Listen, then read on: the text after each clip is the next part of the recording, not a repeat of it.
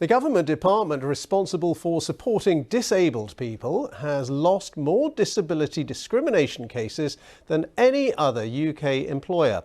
An investigation by the BBC's Panorama programme found that over a 4-year period, the department had to pay out hundreds of thousands of pounds to current and former disabled staff who accused it of discrimination. Richard Butchins reports. Barry has a serious panic and anxiety disorder that can trigger life-threatening asthma attacks.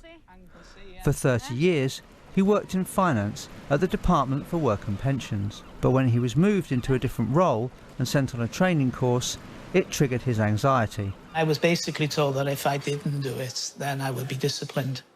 So I attended the course.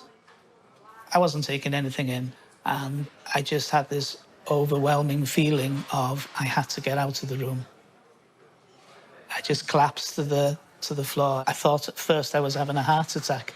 I had this tremendous crushing pain in my chest. I couldn't breathe. I realised then that it was an asthma attack. Barry was sent to hospital, but despite knowing this, the next day his managers called him asking to know where he was. He took the DWP to an employment tribunal. They ruled he had been discriminated against because of his disability, and he was awarded £26,000.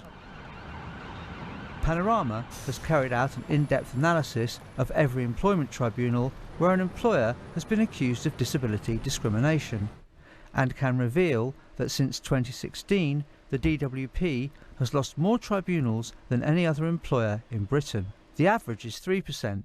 And the DWP has lost 13% of the cases brought against it and paid out almost £1 million to current and former staff. There is a horrible irony that the organisation that is designed to look after the more vulnerable members of our society is constantly falling foul of the Equality Act around disability.